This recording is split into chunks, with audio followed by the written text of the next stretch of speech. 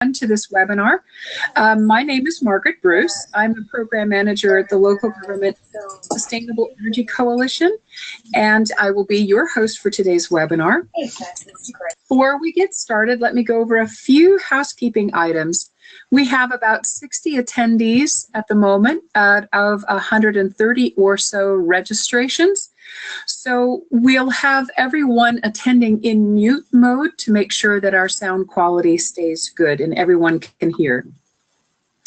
As we get going, Grace is going to start recording the presentation so that the recording and the Q&A and the slides will be available for anyone who would like a copy or who wasn't able to attend today.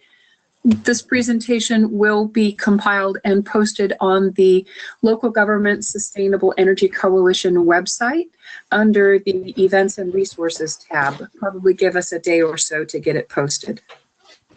After the webinar, we'll be sending out a brief survey to webinar registrants, and we hope that those of you who attended the webinar can take just a few minutes to complete the survey and give us your feedback. I wanted to give a quick overview about the Local Government Commission. The Local Government Commission is a 30-year-old organization that supports local policymakers through nationally recognized events, technical assistance, and policy guidance on climate change, energy, water, and community design. And within the LGC, the Local Government Sustainable Energy Coalition is a group of local governments and their supporters advocating local government leadership on clean, efficient, and distributed energy programs and policy. The LGC is the only organization representing local governments and their interests to the Public Utilities Commission. So with that little infomercial aside, it is my great pleasure to introduce Rachel Golden. Rachel Golden from the Sierra Club directs the Sierra Club's campaign to electrify California's homes and buildings. And Pierre Delforge will also be our presenter, and Pierre is with the NRDC, the Natural Resources Defense Council, and his focus is on accelerating the transition to clean energy and focusing on building decarbonization and IT. I think each of them might have a few more words to say about what they do and what this initiative is about, but it's my pleasure to introduce the two of them to you. And as we go forward, we'll have a few more things to say about the LGC and LGSEC's role, but let us get started on this important presentation about building decarbonization. The floor is yours.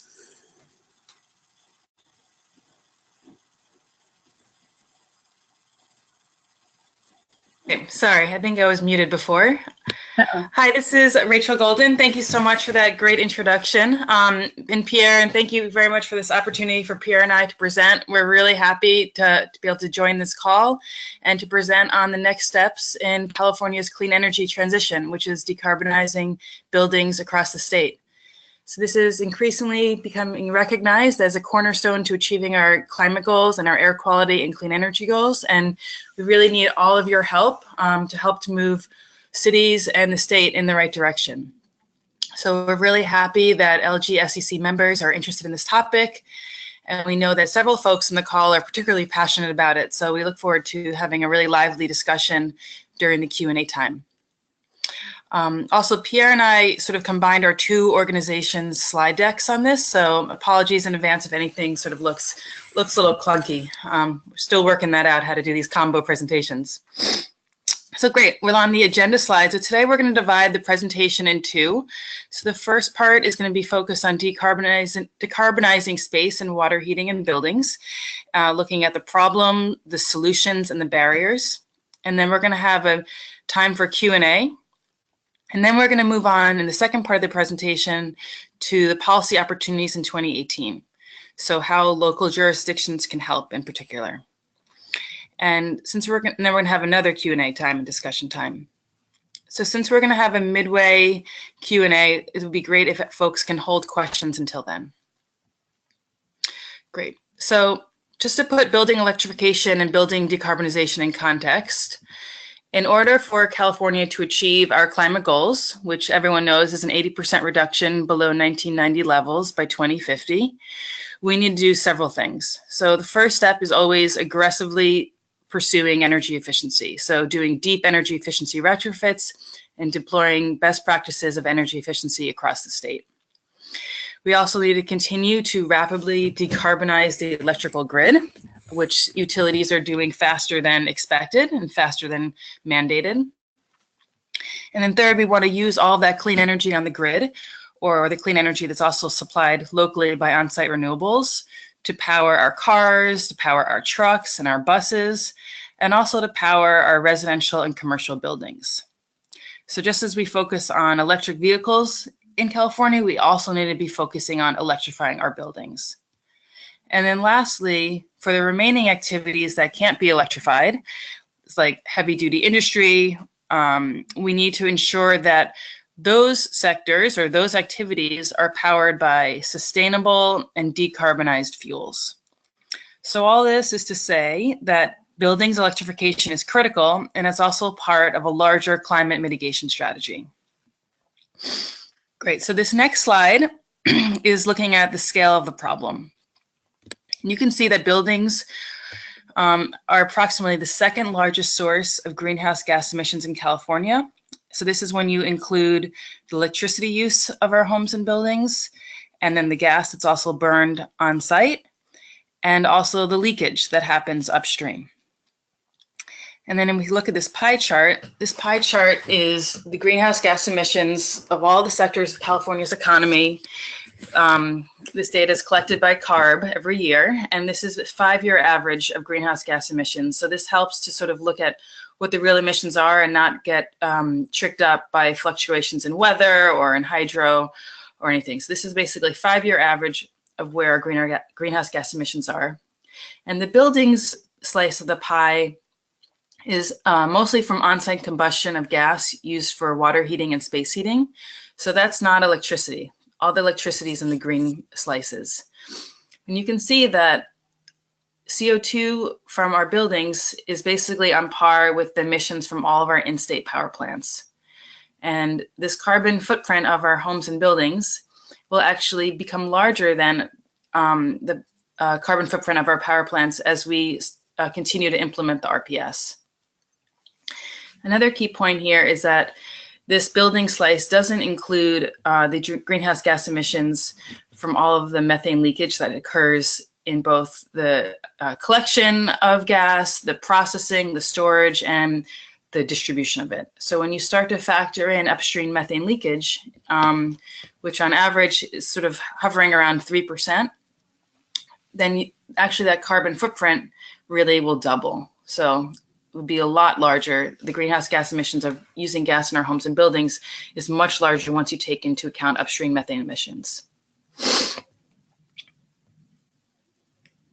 Okay.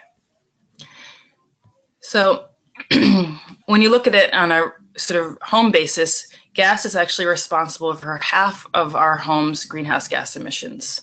So this chart shows the typical house in California. And you can see that about half of the emissions come from natural gas, that's in yellow, and the other half comes from electricity.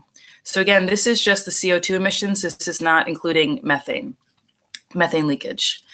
And the point of this slide is really to show that for the half of our emissions that are coming from electricity, we have several policies in place that's going to really start to cut and shrink that green bar. So we have an RPS, we have energy efficiency policies, we have Z&E, so that's going to help to shrink the green bar.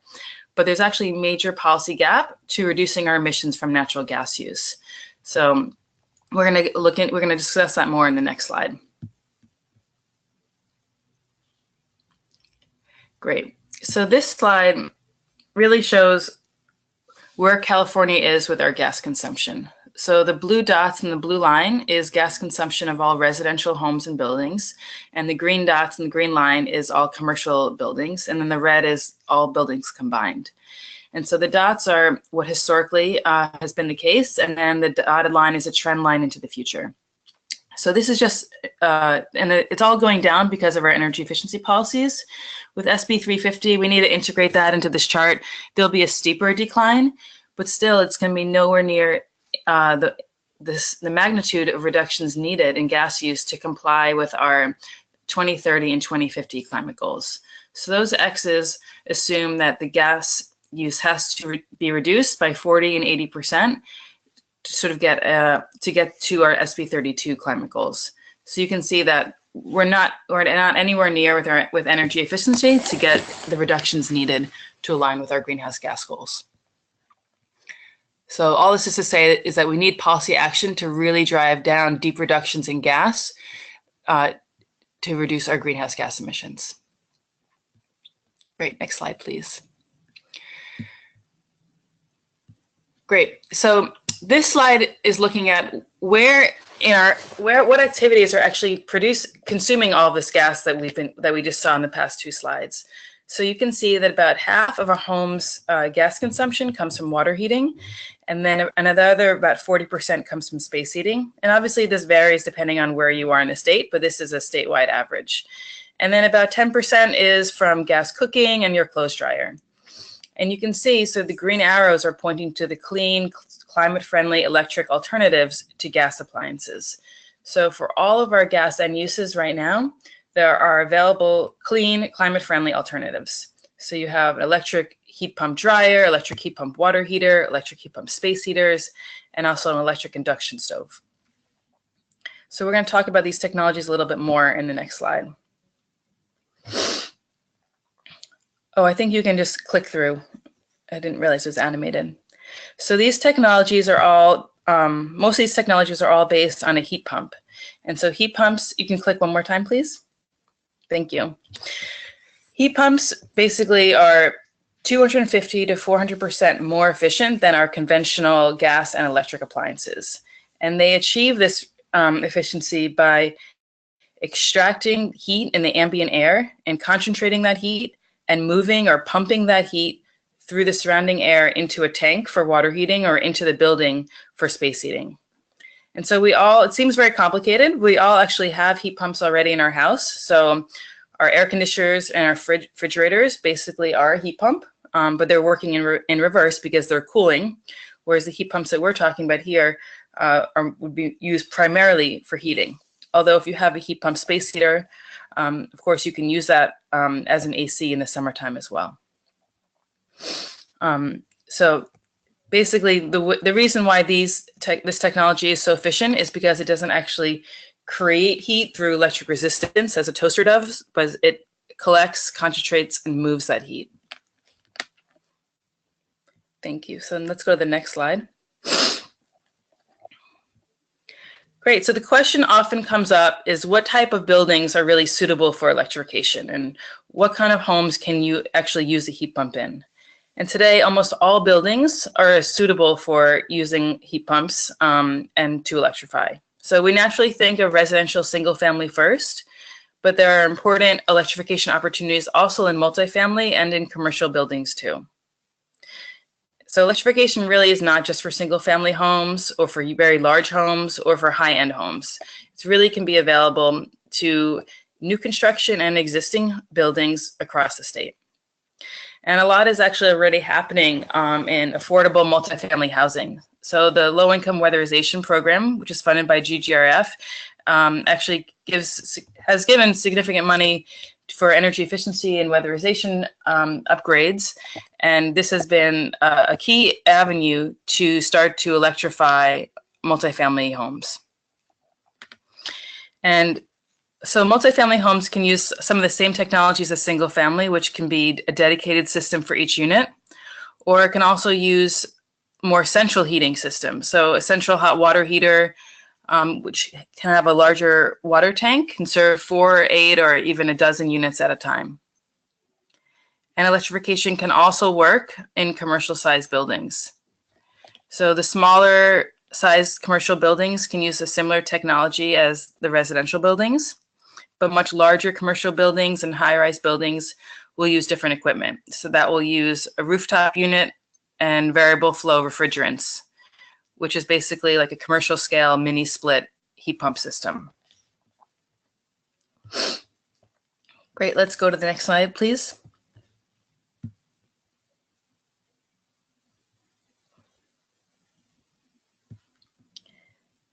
Could we go to the next slide, please?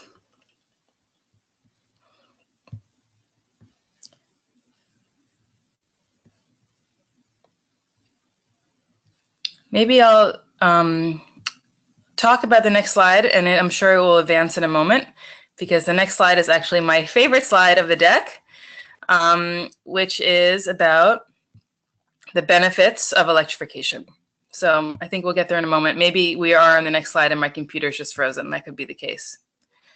So we often think, we often focus on just the energy efficiency or the climate benefits of electrification, which are clearly very significant. But there are also several other non-energy benefits that are important to take time to point out. I'm wondering if we've, oh, it looks like we may have some technical issues, but I don't think we even... I apologize for that. Somehow or another, I managed to fall off the world. I am back, and Grace, do you have the command? Yes, Margaret, you should be the presenter now. Okay, great. Thanks. It's slide 10. They're ordered 40 cards, but I don't think there's quite 40 people.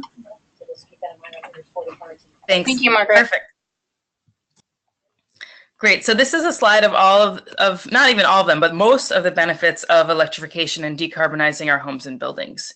So greenhouse gases. We've already seen that gas use in buildings produce around 50 million tons of CO2 a year, not including fugitive emissions.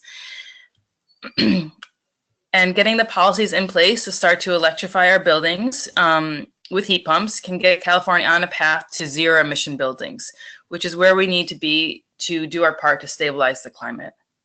And the greenhouse gas benefits of electrification are only going to continue to increase with time as the grid continues to get cleaner. So this is key from a greenhouse gas standpoint. The second major benefit is on air quality and health. So gas appliances produce carbon monoxide inside our homes and produce nitrogen oxide as well. Both are really bad for air quality and health. So electrification does not produce any of these emissions. And if you have all electric appliances in your home, then you're not going to need to have a carbon monoxide alarm. So there's clear sort of health and air quality benefits to replacing old gas appliances with electric heat pumps. Next is on safety and resiliency. So we've seen that in an earthquake and fire-prone state, having gas pipes in our homes and underground can be risky. When the pipe shakes, they basically can leak methane, and this can create additional fire and safety risk. Plus, when you have electric appliances with solar PV and batteries, this can help to support community resiliency in the event of natural disasters.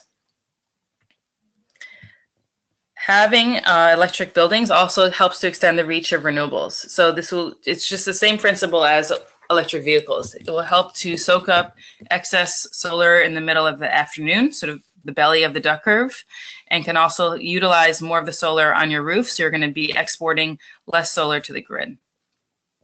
So this is going to help California to achieve our clean energy goals at less cost. And fifth, electrification will save energy, and not in most, but in some circumstances, depending on electricity tariffs and local conditions, can lower your utility bills as well. So we saw that there is 2 to 4 times energy savings with a heat pump, and depending on your rate structure, and if you have rooftop PV, that will help to make this more cost effective. And lastly, there's going to be new jobs from this clean energy transition to electric buildings. So there will be new jobs in retrofitting buildings and installing and servicing heat pumps, and then also modernizing the grid. So this is an important part to focus on because there's going to be a need for workforce development and programs to make sure we have the workforce that's ready to be servicing this new technology, not this new technology, but new electric buildings. Great, and I think with that, I'm going to turn over to Pierre, who's going to go into more of the benefits of electrification. Thank you, Rachel. And can you hear me just to check?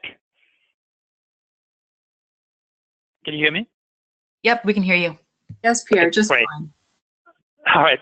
Thank you, Rachel, and thank you and good morning, everyone. Very exciting to see so many of you on this webinar today. I look forward to the discussion, but before we get there, I have a few more slides to present to complete part one, which is to lay out the problem and the solutions and the barriers. And then we'll have a first Q&A session, and then we'll move into the policy discussion, and we'll have a second Q&A session at the end. So with this slide, it's actually my second favorite after the previous one that Rachel just went through. And the reason for that is because there's still a lot of confusion about the greenhouse gas benefits of heat pump technology. Some of it's skillfully sown by the gas industry, which is trying to basically claim that natural gas is still the cleanest fuel and that heat pumps somehow are not as good as we want them to be. So I think this slide is really trying to lay this out clearly, and there's no contest. So let me go through it a little bit because it's a little bit complicated. But basically, it looks on the horizontal axis. It looks at the percentage of electricity that's renewable on the grid. So on the left, there's no renewables and just a gas-powered grid. And to the right, it's a fully renewable grid, which hopefully we'll get to someday. And on the vertical axis, it's the amount of greenhouse gases generated to heat water. So this slide is just on water heating, but the same would be true for space heating as well. And what it shows, the blue line is the typical gas water heater storage tank that you find in most houses in California and across the nation. And the orange line is the most efficient tankless condensing technology, gas technology that is available on the market today. So that's kind of the best. I mean, there's some new technologies coming down the pike, but they're not commercially available yet, and they're not that much better.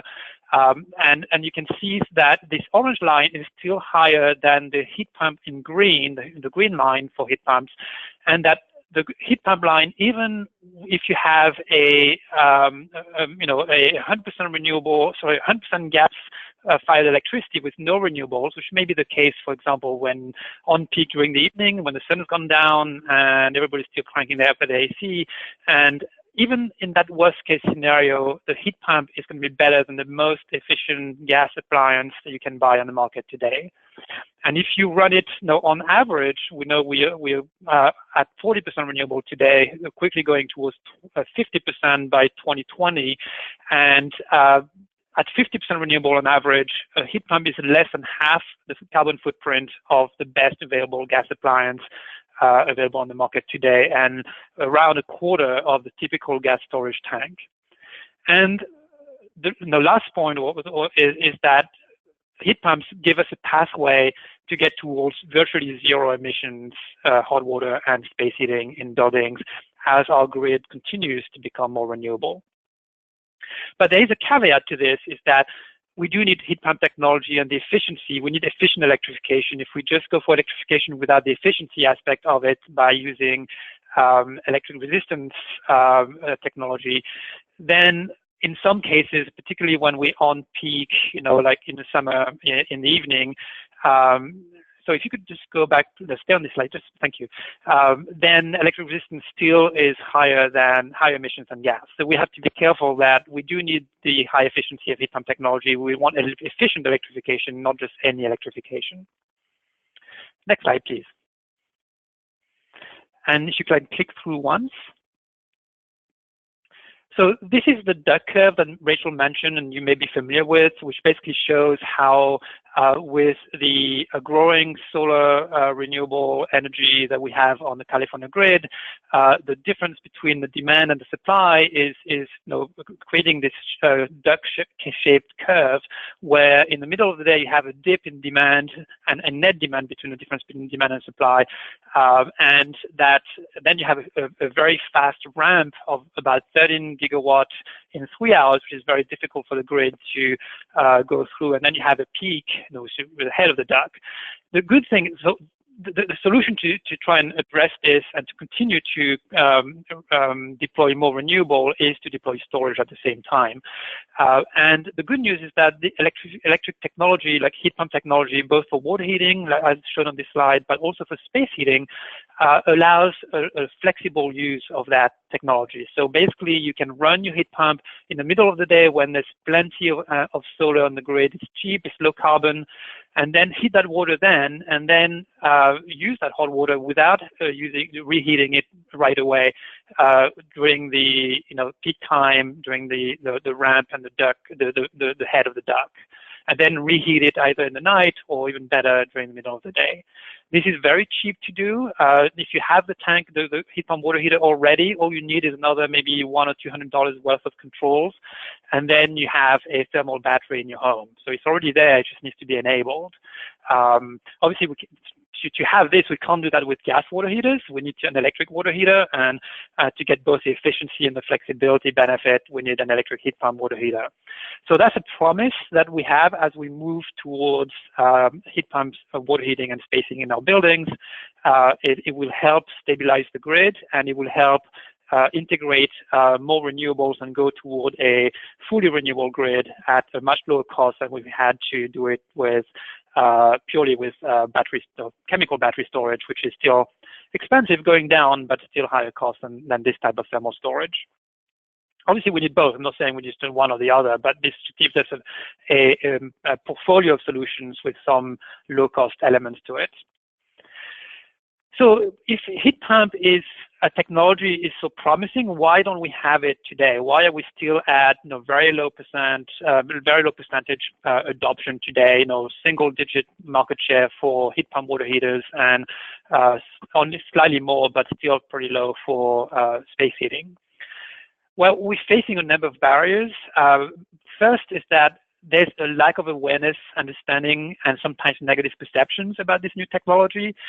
Most people don't know what a heat pump is and don't understand why it's so efficient.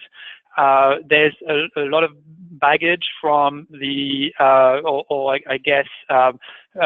the very efficient, effective marketing of the gas industry, which has been selling clean natural gas for the last 20 or 30 years. Still makes people think that gas is clean, whereas it's fossil fuel, and when you account for fugitive emissions, it's actually not clean at all. There are concerns that by people that they attach their gas stove for cooking, and that we might take it away. So we're trying to be very careful not to stoke these concerns and to focus on space and water heating. As Rachel showed on one of the earlier slides, space and water heating about 90% of greenhouse gas emissions from gas in buildings.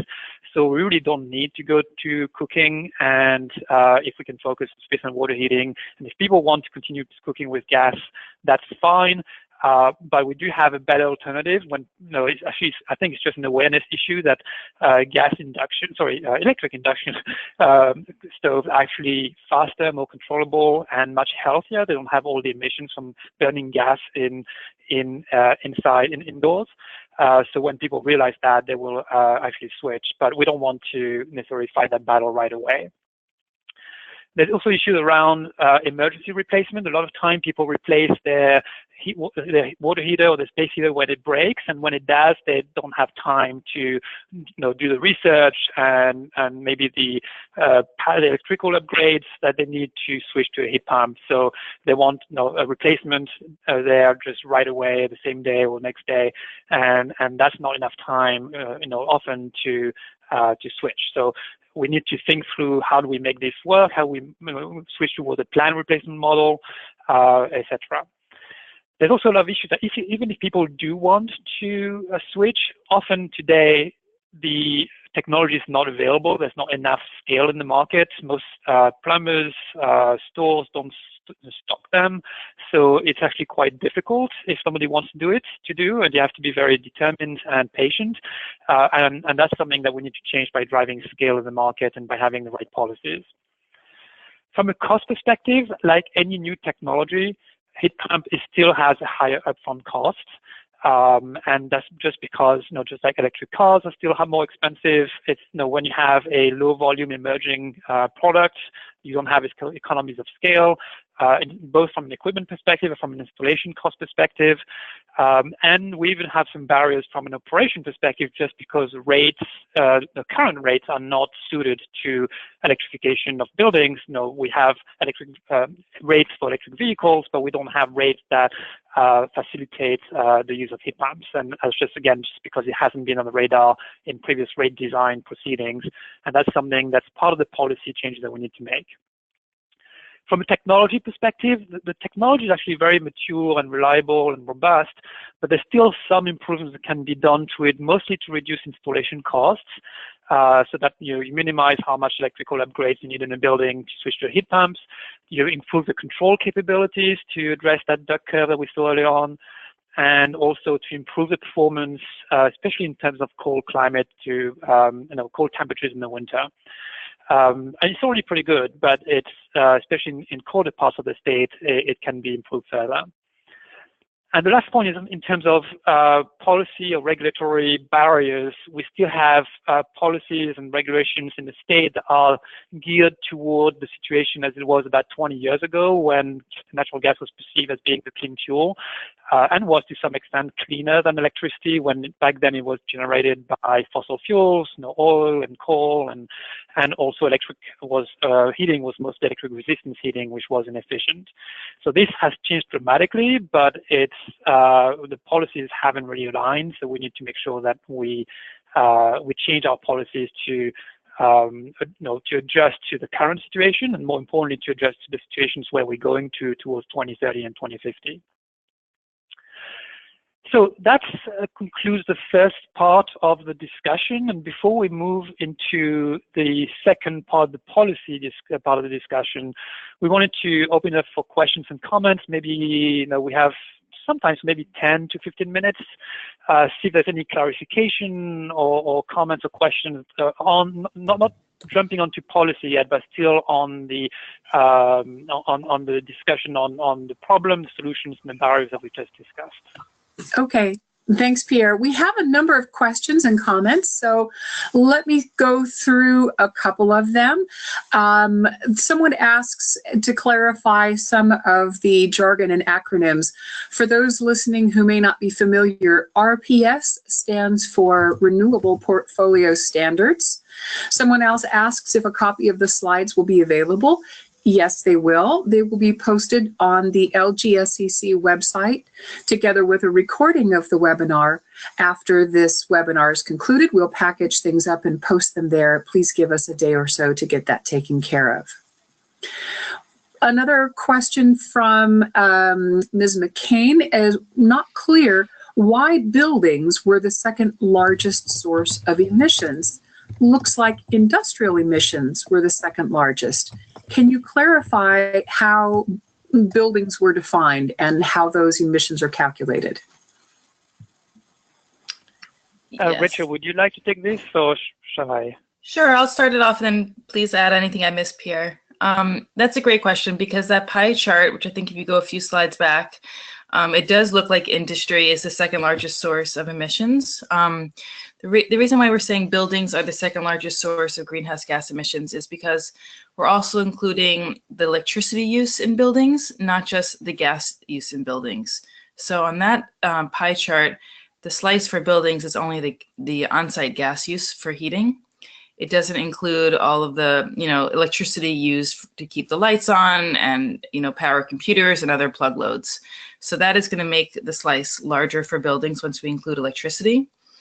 And then also if you start to look at all of the methane that leaks out of the pipes with the production and storage and processing and distribution of gas, methane is a very very high global warming potential, basically 86 times the global warming potential of CO2.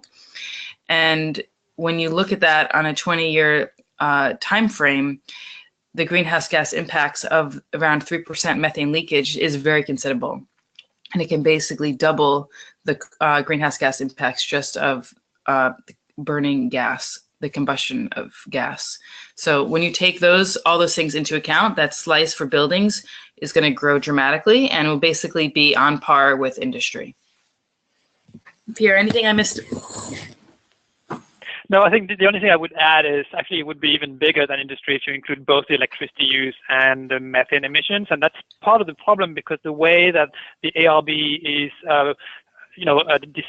reporting the greenhouse gas emissions, the way it breaks down makes it think that it's actually a fairly small slice. But if you aggregate it in terms of what is the footprint of gas, then by itself, footprint of gas in buildings is similar to the industry. And when you add electricity, then it becomes bigger than industry. It's just a way of how you slice and dice that pie chart. Okay, and another question from the same inquiry. Does SB 350 allow agencies to count electrification as part of their energy efficiency savings? I can take this one, Rachel, if you don't mind. So that's a very good question, and actually it's something that's been part of the discussions with CEC over the past year as they were developing the SB 350 implementation plan and report. And the answer is they're starting to count it, but they're not counting sufficiently. But they have provided guidance to utilities that they can, particularly municipal utilities like SMUD, who's very bullish on electrification, that they can start counting electrification toward their savings targets. It's not fully accounted in the plan yet, in the roadmap, but the next version of the plan will focus on doing that. Okay, and why are there cost savings for electrification? So the cost savings for electrification first depend very much on rates, whether you have time of use rates, what type of time of use rates you have, and on the ratio between gas and electric rates. So it really varies by utility to utility, and even within the same utility territory by rate schedule that you use. But by and large, on an average basis, you can match or sometimes beat the cost of operating a gas water heater with a heat pump. And particularly, and that's on a general basis, but you can actually beat it quite hands down if you have solar, because that gives you access to cheaper electricity, or if you have a low efficiency gas versus high efficiency heat pump. So there are a number of scenarios where you can beat a gas water heater on a cost basis, but at the moment it's not obvious across the board, just because we're still facing some barriers in terms of electric rates and making sure that they are supportive of electrification, just like we have rates are supportive of electric vehicles today. Can I just add one thing to that? Sorry, I just want to add one thing. In addition, the one place where you're going to see immediate cost savings with electrification is with new construction. So if we are building new residential or commercial buildings, then we will save money with electrification, because you won't have to start extending gas infrastructure to the building, which can be around 10K and up, and also the internal piping within the building. And then you won't have the costs of ventilation and combustion safety testing either. So with new construction, it's really a no-brainer just to go all electric from the get-go. Thanks. There's another acronym question. What does COP stand for? Yes, COP is coefficient of performance, so basically the efficiency of a heat pump. So where gas efficiency is somewhere between 60 to 95%, depending on the technology you use. So basically for every 1 unit of energy that goes into it, you get between 60% and 95% of the energy out in the form of heat. For electricity, for heat pump, you get somewhere around 300%. For every 1 unit of electricity that goes into the heat pump, you get about 300% back in terms of heat. And again, it's not, the reason it's more than 100% is not because there's no magic involved. It's just thermodynamics. You're not creating that heat, you're just collecting it and moving it inside the building. Great, thank you. And a question about, I'd like to hear the speakers talk about the logistical issues associated with retrofits in existing homes. Are there pilot studies that speak to this?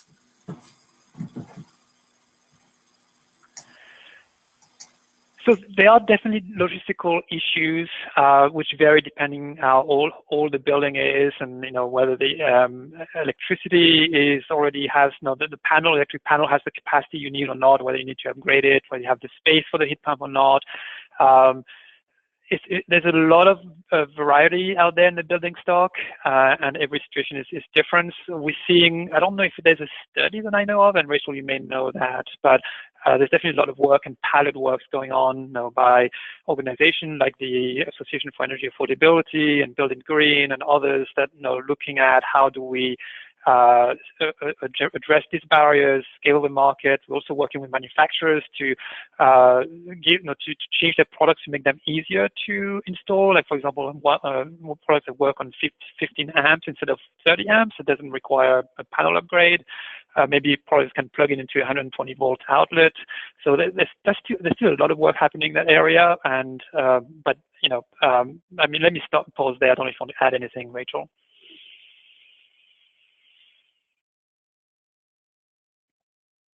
Sorry, I was muted. Nothing much to add. Maybe Pierre, do you want to share a little of your experience retrofitting your own place in Sacramento?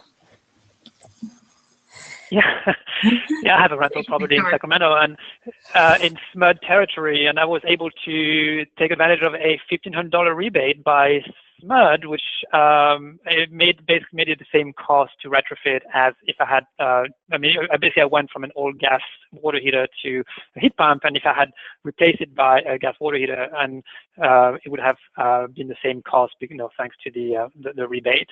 But the problem, I think, what Rachel alludes to is that it took me 6 weeks. I had to order it, a special order from Home Depot. It wasn't in stock.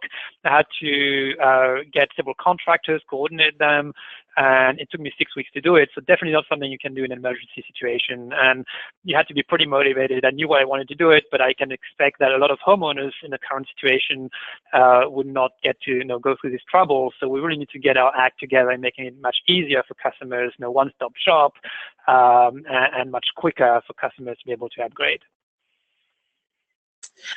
We have a number of questions, Pierre and Rachel. I'm wondering how many more questions you would like to get to before we go to the next set. There are a couple of code and policy and technical questions. Would you like to continue these or hold them to the end? I think we still have some time. We have 45 minutes and the policy section isn't that long. So why don't we take another 5 minutes, but we can keep the policy section, policy questions for the end, and maybe just focus on the non-policy questions for now, and maybe for another 3 or 4 minutes. Sure. So let's see. We have a question about, actually this is sort of like a code question. Currently the California Building Code does not allow prescriptive electric water heater replacements in existing buildings if water heater is natural gas. What's being done to remove any barriers that are in code? Well, actually, that was changed in 2016, so nearly 2 years ago. Since then, we have a prescriptive option for heat pump water heater replacement, at least for residential. I'm not sure for non-res, but for residential, that's something that was done already about a year and a half ago. Great. What kind of installation, circuit panel, or other kinds of electrical upgrade costs would be required for a typical homeowner for retrofitting existing buildings? So best case, very little. If your panel already has the capacity for a heat pump, you just need to have an electric conduit to run an electric conduit from the panel to the heat pump. And if it's in the same, like garage, same location, then you're looking at a few $100s, maybe, depending on the electrician, somewhere around $300, $500. If you need extra panel capacity, if your panel is too small, you need to extend the panel, then that can run, another maybe a couple $1,000s, depending on the home and the configuration. So it's very variable depending on the situation. And for some of the heat pumps that don't even require, all the heat pumps today on the market do require 240 volts and an electrical conduit. So if you already have a conduit there, then maybe you don't need it, and then it's almost zero cost. But these are, most times you do at least have a new conduit required. So going back to methane emissions, there's a question: can you elaborate on the methane emissions you discussed that are associated with natural gas? And I'd like to toss in another question there about the percentage in the pie chart that was 12%. And Rachel, you mentioned there's an additional potential doubling if you consider all of the leakage factors. What happens when there are catastrophes, unpredictable events like the Aliso Canyon release? Yeah, that's a really great question, and this is definitely an area where we need to have more research in California, and more research that's available to all of us. So let's see. I want to say, even though when you add in methane leakage, that can double the greenhouse gas impacts of gas in our homes, but methane leakage is also occurring in the other sections of that pie. So I just want to say that it's not like buildings are going to go from 12 to 24%, because there's also methane leakage in the other sectors, like to industry and also to electricity generation. So that's important to point out.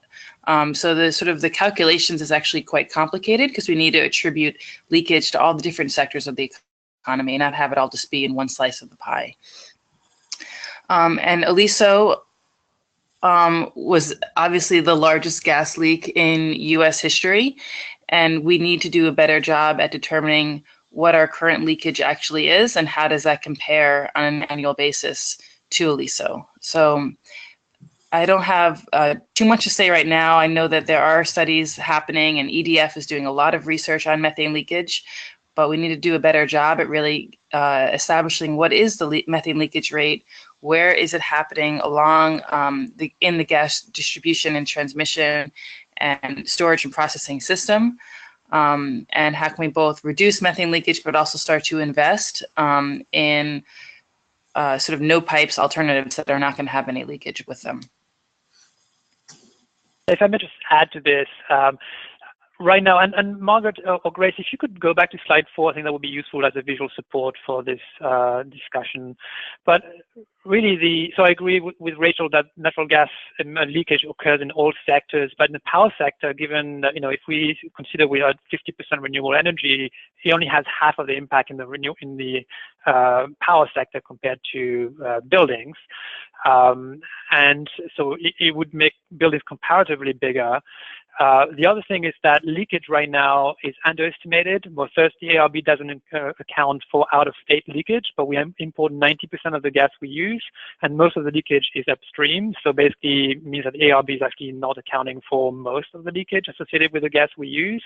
And so the little bit that they account for is in the industrial pie, but it's really driven by use in buildings. So it's really, they should put that little bit that they account for move it from the industrial pie to the buildings to be, to fully account for the impact of use of gas in buildings, and then account for the out-of-state emissions from leakage.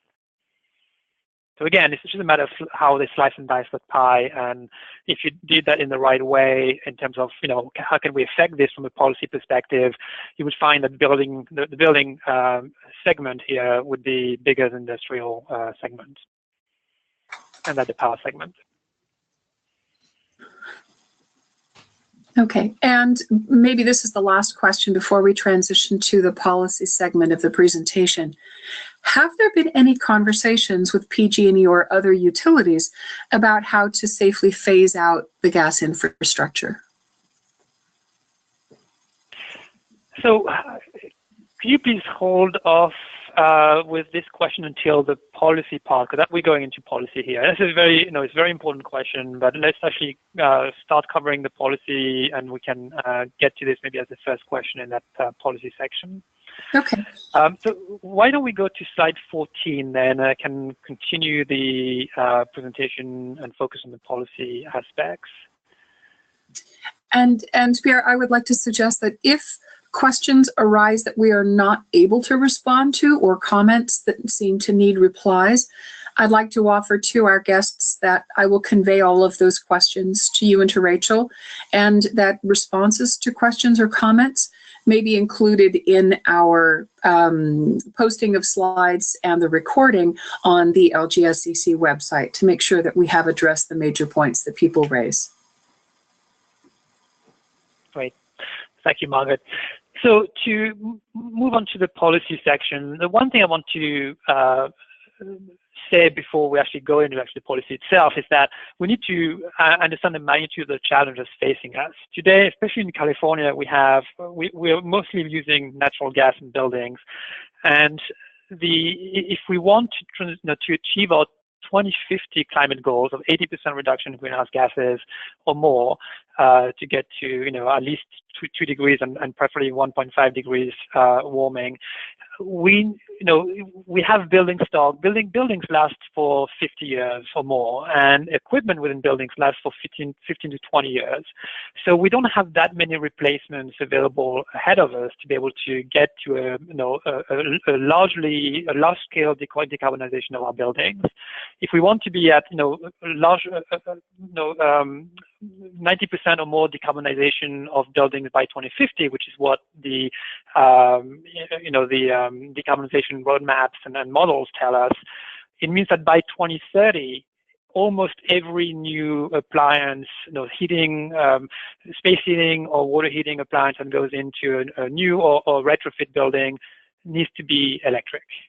It means that between now, 2018, and 2030, we have 12 years to go from a market share of low single digits to 90% plus market share. That's a huge market transformation, very rapid, that is going to be extremely challenging. So it means that we don't have time to wait 5 or 10 years before we get started. If we want to have a chance to get to your 2050 goals in buildings, in carbon emissions from buildings, we need to start that market transformation right now. So the question is, how do we do this? How do we move from being a very emerging early stage technology to being the mainstream and the default technology by 2030? How do we do this cost effectively? Make it affordable for people, and in a way that's politically feasible. So we think we have to do 4 major strategies that need to be done in parallel. We can't doing one after the other. The first one is about public awareness. Until people want them, know about them, understand the benefits, not just customers, but the trade, the building trade, the plumbers, electricians, builders, and understand the value of the technology, the benefits of the technology. It's going to be very hard to scale the market, even if you have policies and incentives and things like that. So there's a huge amount of work to educate the public, to raise awareness, and both in terms of the customers, in terms of the building industry, and in terms of policymakers. The second one is about removing these policy barriers that we saw on the previous slide, where we have well-intended policies that date back from 20, 30 years ago that are preventing us from moving towards low-carbon solutions today. We're starting to do that work. We're working with the CEC, CPUC, ARB. We'll talk a little bit more about that in a minute, but there's still a lot to do there, and we're going to need everybody's help to make sure that the agencies make this a priority. The third one, is about developing the markets. How do we make sure that this technology is available? The industry invests in this technology. They won't invest in the technology until there's a market for it, and this is a vicious circle. So how do we move from a vicious circle to a virtuous circle? Get investment, innovation, cost reduction, get the supply chain to carry and promote this technology, and get to be able to help to enable customers to adopt it. And the last thing which underlies all of these, the first 3 strategies, is to have the right policy that accelerate this transition, that make it possible, that make it quick. And right now, we're still not hearing that. I mean, the State of the State address by Governor Brown, while it still had a lot of good things from a climate perspective, didn't touch on building decarbonization. So clearly, we still have a lot of work to do to make sure that it's top of mind of the governor, and this governor, hopefully, still before he leaves, and the next governor when he or she goes into office. We need to make it top of mind for the legislature, and that's part of what we're going to talk about in terms of legislation. Next, please. So this is a bit of an eye chart, and I'm not going to go into the details. You can go through the bullets offline, but I just want to basically talk about the 6 main policy opportunities that we have ahead of us. First, the three main energy agencies at the state level: the CPUC, the CAC, so for trying to avoid acronyms and jargon, so the Public Utilities Commission, the Energy Commission, and the Air Resource Board, which are the three policies tasked to manage, the Public Utilities Commission to manage the investor-owned utilities, and which still account for about 75% of the, I believe, 75% of our electricity delivery and gas delivery in the state. The Energy Commission, which is have the main policy about energy policy, the main responsibility, for energy policy across the state, including things like fuel switching and how do you account for savings and what goals do we set and how do we achieve them. And the Air Resource Board, which is the main agency responsible for greenhouse gas emissions and air pollution, and these two are critical. While the ARB doesn't own building policy, it has a lot of influence in terms of the building policies that influence indoor and outdoor air pollution and greenhouse gases, which are key benefits driving this transition to clean energy in space and water heating. Legislation, I'm going to talk about this in a minute, so I'm going to skip this right now. Local governments and air district, I think this is a very topical block on the, or tile on the slide, because there's quite a bit that can be done at that level. Obviously, you're still dependent on state policy, but not for everything, and we'll talk a little bit about that as well. So what are the opportunities at the local government and air district level to move this forward in parallel to state policy? And then for cities and counties that have public utilities, publicly owned utilities, or CCAs, community choice energy or community choice aggregation, the specific policies that can be implemented because you have more control about the utility side of the house in terms of programs, rebates, and rates. Next, please.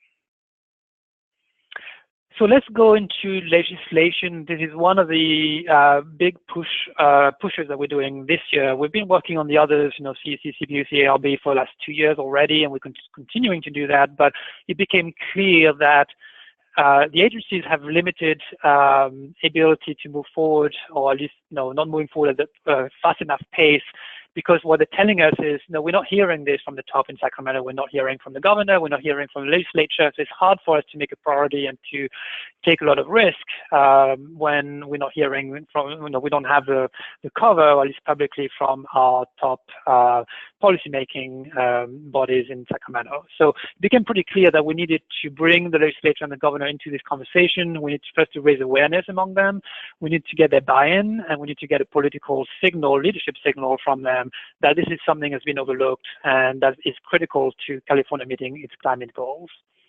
And we also need them to strengthen the agency authority, because every time CEC or CPUC stick their neck out and do something different from they've done before, there's always a risk of lawsuit, the risk of some of the incumbents and incumbent interest slowing down progress, and it's important to have executive leadership to help the agencies move and set the right level of priority. And lastly, we have some proceedings going on already, but we don't know if and when they're going to succeed and complete. And having legislation that says, that basically directs the agencies to complete these proceedings is critical to make sure that we get to the finish line in time. Next, please. Okay, so this is another fairly heavy slide. I apologize for that, but I think it's important. It's key in terms of giving you a good taste of what we're looking at in terms of legislation. We don't have language yet, and language is very arcane and difficult to read. So this kind of gives the high-level content of what we're looking at from a legislation perspective. 4 main blocks. One is to set a long-term vision and some targets and some, plans to get there. So this is kind of the long-term vision part of the pie, which is, I think, necessary to move the agencies towards a coordinated goal, but it doesn't give us the short-term, immediate action that we can take next year. So that's why the second one is focused on tactical implementation. What can we do right away to get going, so we don't have to wait until we have a 3-year or 10-year plan, which is going to take another year or 2 or 3 to develop. So these ones go hand in hand, And they may be in two different bills. Actually, we are looking right now, I can say today that we have authors for each of these two pieces. And I think it's good to have it in two different bills because as the bills go through the legislative process, there's always some risk that, some of them gets held up or get watered down, and it's rare that you get to the finish line with everything. So we want to make sure that we have as much impact as possible as we go through the process. The third piece is about funding, and the funding is critical. The reason we've got to very cheap solar today is because we've had significant state funding, the CSI, California Solar Initiative, that has funded this technology to get from being pretty expensive 20, 30 years ago to being very affordable today. We've transformed the market, and we've done it by helping the industry invest and buy down the cost of this technology for adoption. We're doing the same thing for electric vehicles today, and there's no secret we're going to have to do the same thing for heat pump technology in buildings. And today we don't have any funding for this. So we need to identify sources of funding, sustainable sources of funding that are going to help this technology grow in the market. And the last piece is around gas emissions, and the whole discussion we had just a few minutes ago around accounting for gas fugitive emissions upstream, out of state, and how do we account for them in building policy.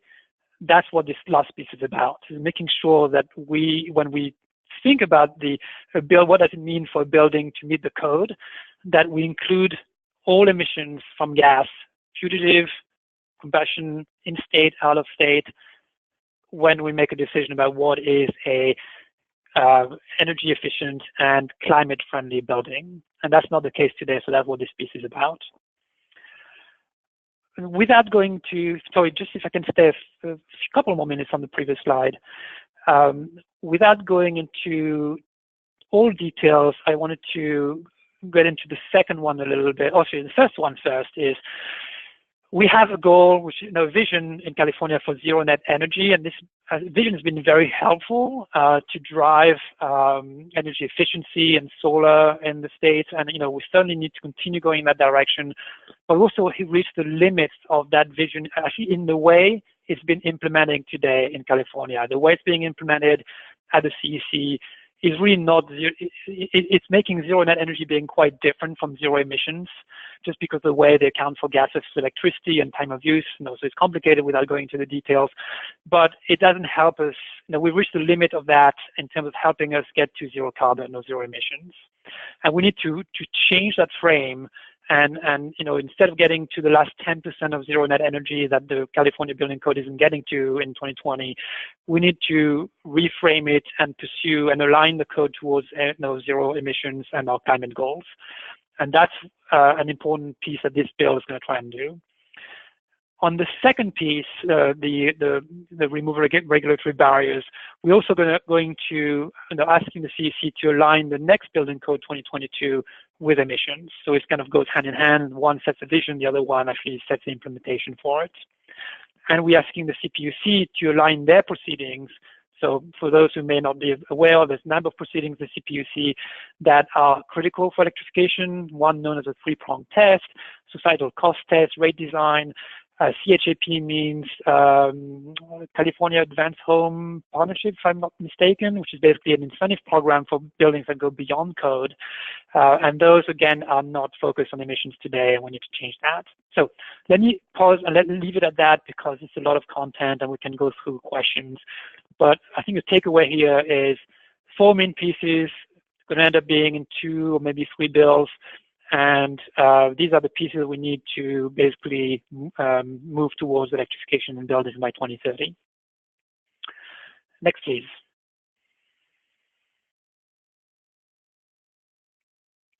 So I'm going to start talking about the timeline while the slides are moving. So there's a whole process, you may be familiar with it, about going for pushing bills in the session, in the 2018 session. We have draft language that's been submitted in the Legislative Council, which is basically lawyers who turn our intent language into actual bill language. The bill is going to be, or the 2 bills that we have, and potentially a third one, are going to be introduced this week. Can't tell authors until then, but watch out, and then the language will be public. Then we have a 30-day period during which we can't change the language, but stakeholders can review it and we can prepare amendments. The bill is going to go through committee hearings and go through amendments in March and April. So these are going to be the two bills we have are going to be in the Assembly and potentially one bill in the Senate. And then they're going to go through the floor hearing and then to the next House. So if the Assembly bill is going to go to the Senate and the Senate bill is going to go to the Assembly in the summer, and we're looking at governor's signature, hopefully if we get that far, and we're hopeful and confident we're going to get that far in September. So it's a whole process ahead of us. As we go through this process, it's going to be very important to get support from a broad range of stakeholders, because we know we'll have opposition. We'll have opposition from the gas industry in particular, and we may, or we're hopeful that we're not going to get opposition from Labour, but there's also some sensitivity from Labour, but especially the Labour unions that work on the gas side.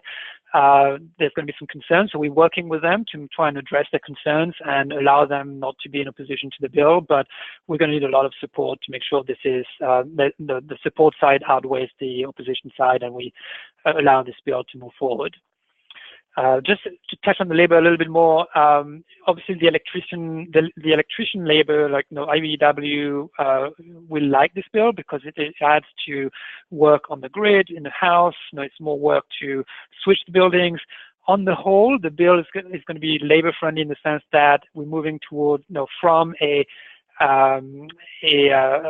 energy intensive and paradigm where most of the cost of the spending goes to energy and not so much on labor, towards a paradigm where we spend more on installation and grid upgrades than on energy. But obviously there's a transition from having more work on the gas side to more work on the electricity side, and that has to be managed in a proper way, and that's what we're working on with labor right now. And Rachel is working on a study actually to study this and look at what does a just transition means in the labor sector. So anyway, probably more than you need to know or want to know right now, but just to mention that this is being looked at.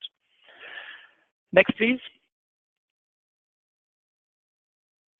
So we're building a coalition already. We want a lot of stakeholders. We have over 30 stakeholders who are already supporting, not the bill itself, because this is just more a general support for the need for policy action on decarbonization. Bills haven't been introduced yet, so nobody's weighed in on the bills yet, and including Sierra Club. This is why we didn't have Sierra Club logo on the previous slide, just because at the moment, until the Sierra Club and others can actually see the language, they can't formally support it. But as soon as the language is available, we'll be going around this crowd and others and asking for support, and we'd love to have supportive cities and counties to help us move this forward through the legislature.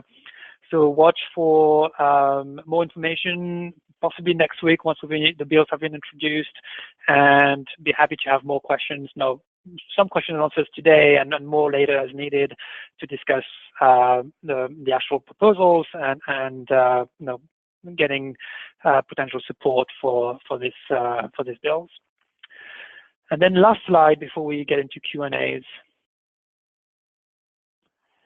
So the last slide is more of a summary, and if you click once through, there's basically two main ways local governments can support this push, not just legislation, but basically all policy actions around decarbonization of buildings, electrification of buildings over the next years. I think it's basically two buckets. One is taking action locally, things that you can do yourself in your own jurisdiction, either through local building codes, through building interest, through your constituents, implementing local requirements around time of sale, doing community outreach, doing bulk buy programs. So there's a fair amount that can be done locally, even in the meantime, until the state moves forward on some of the policy barriers and policy actions. But then a very important piece as well is leveraging your influence to help the state move forward. The influence of local governments is critical, and signing on to bills and proceedings and participating in public comment opportunities at the CEC, CPUC, and Air District, and ARB, and others, it's actually very important in terms of helping the agencies take the right actions and legislation to move forward. So my call to action here is, if you can, try and do both, and it's going to take a village to shift the whole state from being gas friendly and moving mostly having gas as the primary fuel in our buildings to moving towards electricity, clean electricity in our buildings. So with this, that concludes the presentation part, and we have about 15 minutes for questions. So let's open the floor again. Great, thank you. Give me just a second here while I open up the question panel. I think we probably have quite a few questions. Let's see here. And apologies in advance if we are not able to get to everyone's questions today, but we will endeavor to have your questions answered separately and provide the answers offline in our compilation of the webinar from today. So on to some of the policy questions. And you spoke to some of this in your slides, but can you provide some specific examples of how policies should change to support electrification? And let's speak of that from a local government perspective. There are a few questions that ask about model ordinances or model codes or example local governments, example endeavors, policies, codes, resolutions that local governments can implement.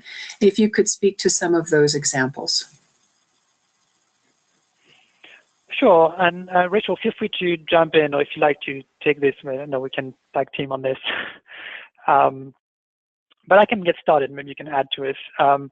So yes, I mentioned, I think, the previous slide, a number. So actually, Margaret or Grace, you can just go back one slide just to have a visual to talk this. So here are some examples of actions that can be taken locally.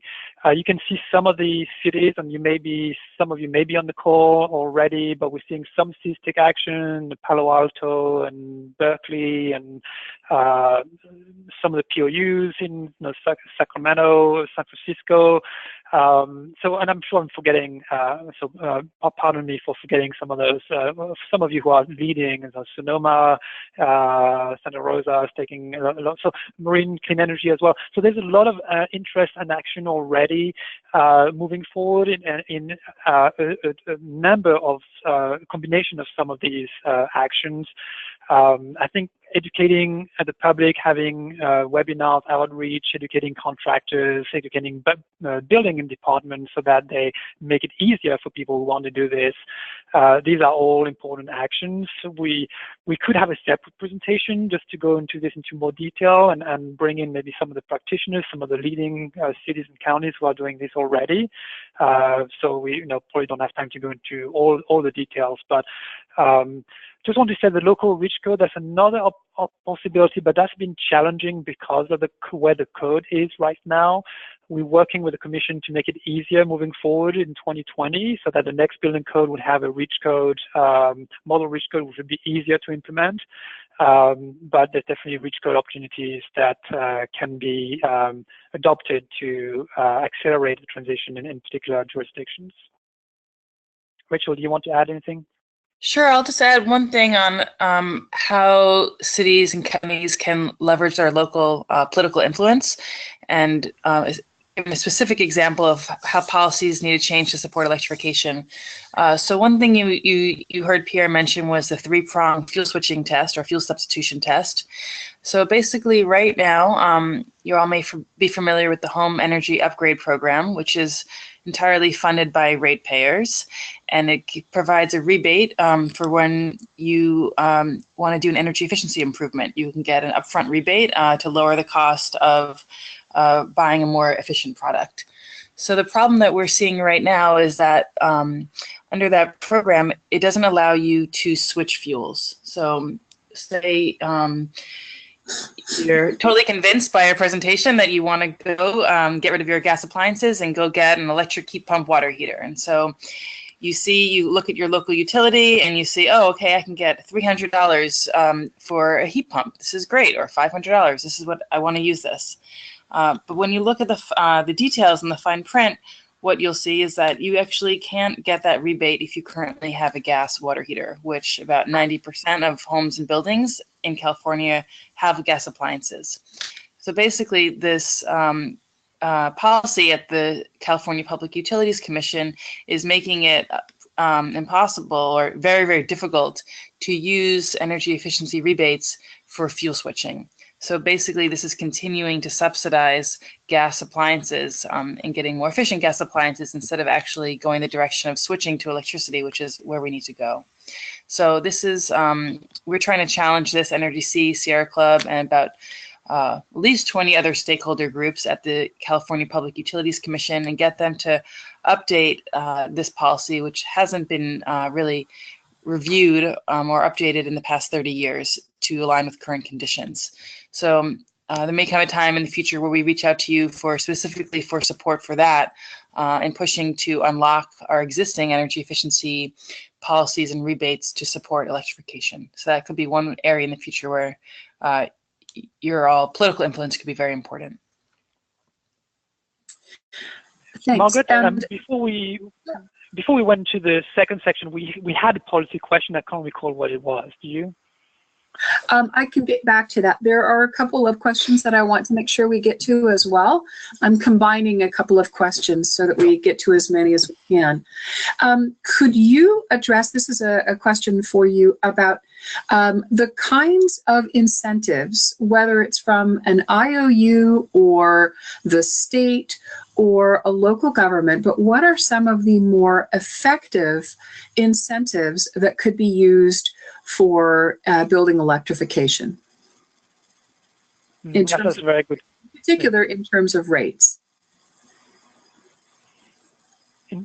Sorry, in terms of rates? Also, yes, if you could include rates as one of the potential incentives. So let me start with rate, and then I'll go back to the more traditional incentives. For rate, it's actually not an incentive. It's just having the rate be reflective of the duck curve. And the duck curve, as you saw, has a very low demand and imbalance between supply and demand in the middle of the day when you have plenty of solar. And it would make sense to offer a rate where using your heat pump in the middle of the day would be very cheap. You have very cheap electricity, and you don't see that. And that would make sense, not a subsidy. It would just make sense from a cost perspective. And currently, the rates that we have access to don't do that. So that's just aligning utility rates with the wholesale cost of energy on the grid and energy and transmission and distribution, and do it with a high enough differential between peak and off-peak that it provides a significant incentive for people to use their flexible load like heat pumps and EV charging in the middle of the day rather than in the evening when electricity is high carbon and at a premium. So that's on the rate side. On this traditional incentive side, there's a number of things that can be done. You can have what we call a downstream incentive, which is basically downstream meaning the customer, to buy down or offer an incentive to the customer to buy a heat pump to basically buy down the extra cost. I think this is important, but there's also midstream, so incentive to the retailer or to the distributor. And sometimes often you find that these incentives are actually much more cost effective. For a much lower amount of incentives, you get a much bigger effect because you incentivize distributors and builders and to actually stock and sell this technology. So they become your sales force because they have an incentive to sell it. And instead of having contractors today trying to discourage customers to do heat pumps just because they're not familiar with it and that's not what they carry on their truck, then they become advocates and salespeople for heat pump technology because they have an incentive to sell it. So there's some states have this type of incentives already, and as soon as we don't have the three-prong test, I think we should be moving to that type of incentive as well. I mean, maybe combined with downstream, but certainly we need to have a midstream component, like distribution level components to the incentive structure. There could be incentive for people to upgrade their buildings, like do a panel upgrade. This is this has safety benefits as well as electrification benefits. When people install other appliances, or when you have a retrofit in a building, that could be a good time. When you have if you have an electrification on site already, that reduces the cost of upgrading, right? Because part of the cost is having an electrician come on site. So if you're doing anything else that needs an electrician, provide incentive to do the panel upgrade at the same time, make the building electrification ready. So, I mean, there's probably others, but these are the ones that come to mind. That's a great catalog of policy opportunities that local governments can take on if they're interested.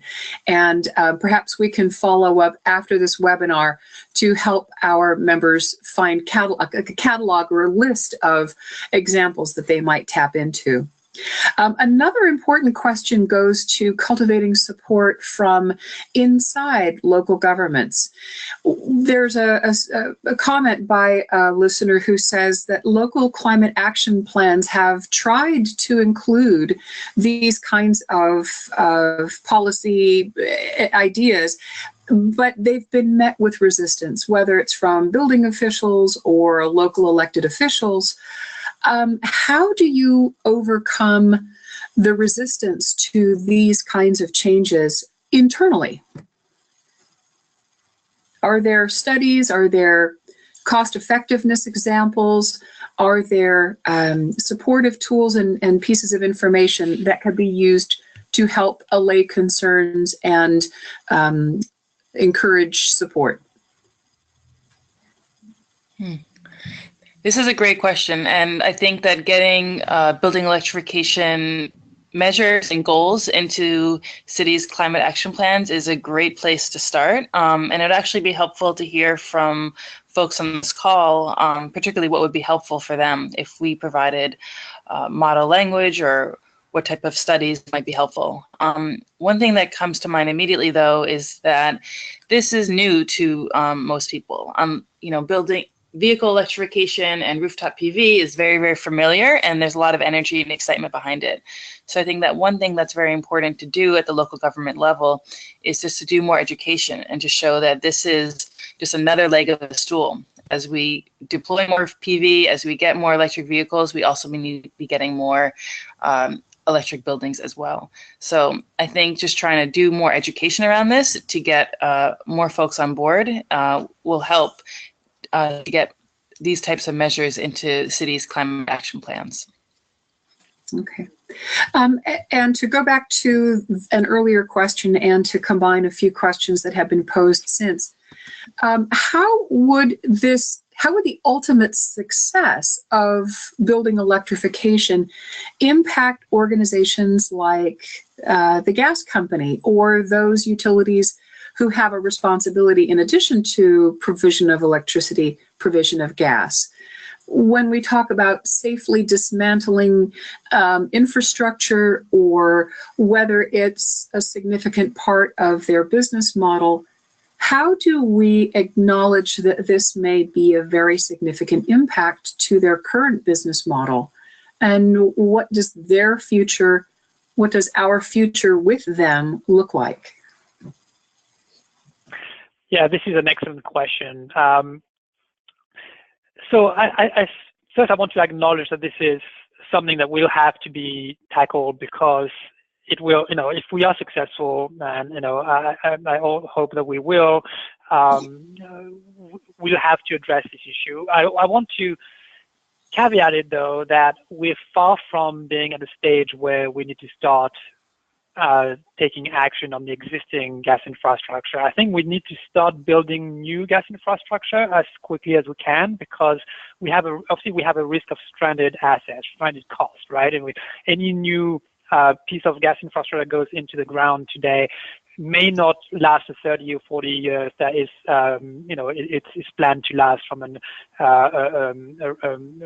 financial return perspective. So it may actually have to be retired before the end of its life. And the best way to avoid that is to stop building new gas infrastructure. For the existing infrastructure, it's still going to be around for a long time. When you look at the level of adoption of electrification of buildings, it's going to be it's going to be a slow march forward, and we're still going to need the existing gas infrastructure for some time. But at the moment, the question that we're facing is more in terms of there isn't a consensus yet on if we need to do this. And before we're trying not to boil the ocean on how we do this. Before the first step is to get to a consensus politically and across all the stakeholders that yes, this is a critical path, a critical piece of the solution. We're not saying we're going to have to electrify everything, but it's going to be a major part of the solution to decarbonizing the building sector. And once we have consensus on that, and we have a clear goal, and we have buy-in from the legislature and the governor, I think then the next step is to figure out, okay, well, now that we have agreed on this, how do we move forward? What does this mean? Do we need to buy out some of the existing industry? Do we need to help them transition? How quickly? These are very important questions. But I think at the moment, the most important question is making sure that we have a clear agreement that we need to get there and how quickly.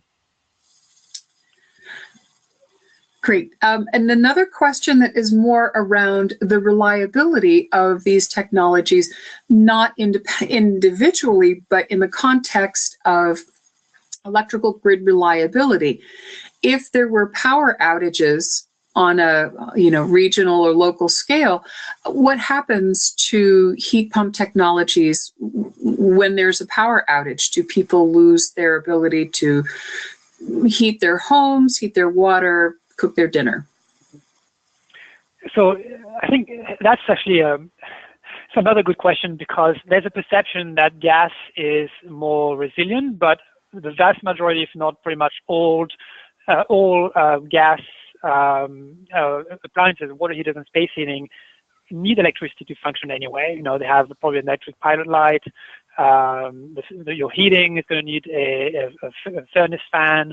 And even the water heater probably has electric ignition. So you won't have, other than what's already in the tank, you won't have resilience from gas anyway. So both technologies are impacted, but the electric technology is only impacted by electricity, not gas outages. If you have earthquake or an issue with a gas outage, typically it takes weeks or months to restore the gas infrastructure, whereas it only takes typically hours or days to restore the electric infrastructure.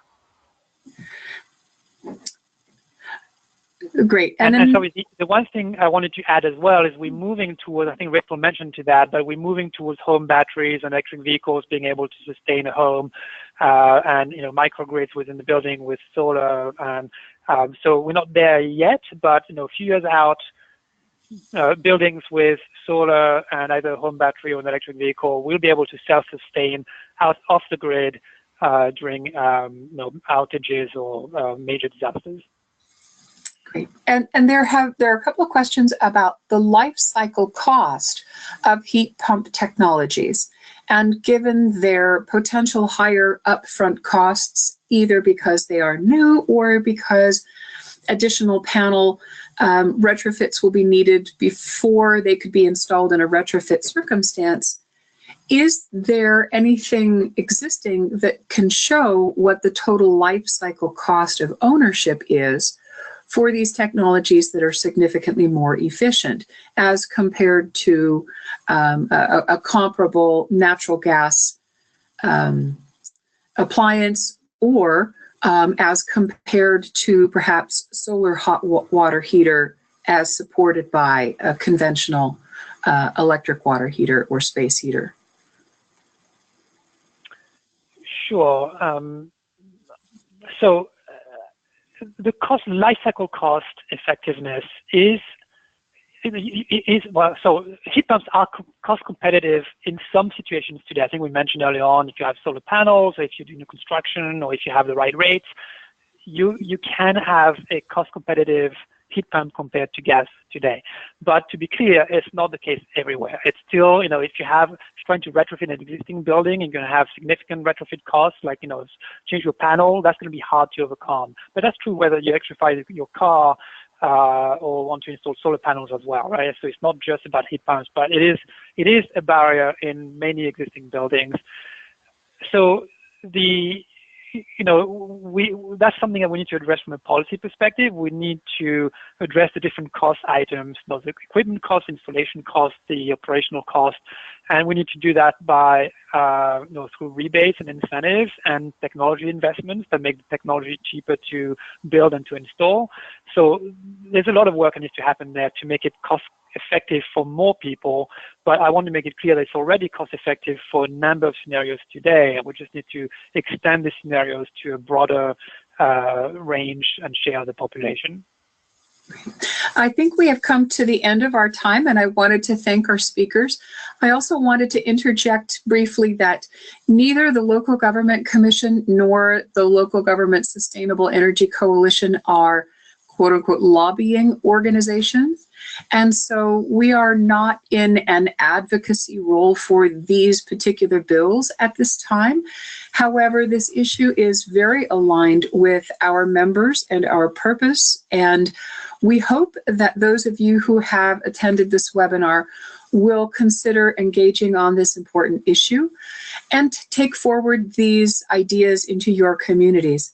A number of you have posted comments and statements in support of our great speakers today, and I will be sure and share those comments with our speakers. Thank you.